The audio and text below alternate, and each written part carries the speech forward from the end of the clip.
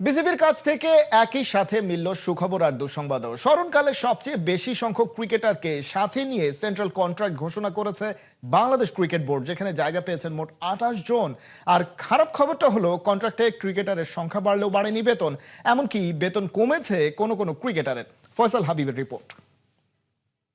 এই যে তোমরা খেলতে পারো না, তোমাদের পিছে যা খরচ করছি এটার তোমরা এবার তোমাদের কাছ থেকে আমরা নিতে থাকি, ফেরত দাও। খারাপ খেললে ক্রিকেটারদের বেতন কেড়ে নেওয়া উচিত, ক্রিকেটাররা বেশি পরিমাণে ডাব খায় ধরনের কত কথাই না বলেছেন বিসিবির ফিন্যান্স কমিটির চেয়ারম্যান এম নাজমুল ইসলাম। ক্রিকেটারদের প্রতি অবহেলা আর টাকার প্রতি মায়াই প্রকাশ পেয়েছিল নাজমুলের এমন বক্তব্যে। বৃহস্পতিবার বিসিবির ঘোষিত 2026 সালে ক্রিকেটারদের কেন্দ্রীয় চুক্তি দেখে মনে হতেই পারে এম নাজমুল কেবল কথায় নয় কাজেও বিশ্বাসী। কারণ রেকর্ড সংখ্যক 28 জন ক্রিকেটারকে নেওয়া হয়েছে বিসিবির চুক্তিতে, কিন্তু বাড়ানো হয়নি বেতন। এ প্লাস, এ, বি, সি এবং ডি এই 5 ক্যাটাগরি খেলোয়াড়দের জন্য রেখেছে বিসিবি। কিন্তু মজার ব্যাপার হলো, এ প্লাস ক্যাটাগরিতে জায়গা হয়নি কারো, বরং এ ক্যাটাগরিতে আছেন 4 জন ক্রিকেটার, বিতে 11, সিতে 6 এবং ডি ক্যাটাগরিতে রাখা হয়েছে 7 জন ক্রিকেটার। সর্বোচ্চ 8 লাখ টাকা মাসিক বেতনের এ ক্যাটাগরিতে আছেন বাংলাদেশ দলের 3 ফরম্যাটের 3 ক্যাপ্টেন।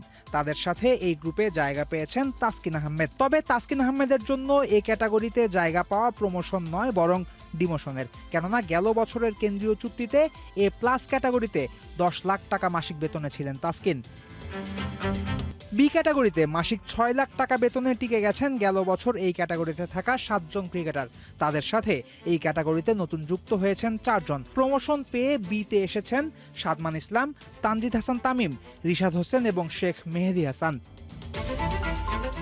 সি ক্যাটাগরিতেও আছে প্রমোশন পাওয়া ক্রিকেটার, সৈয়দ খালেদ আহমেদ এবং নাসুম আহমেদ উঠে এসেছেন ডি থেকে সি ক্যাটাগরিতে। নাসুমদের সাথে সৌম্য, জাকের, শরীফুল, তানজিম, সাকিবরা পাবেন মাসে 4 লাখ টাকা করে বেতন।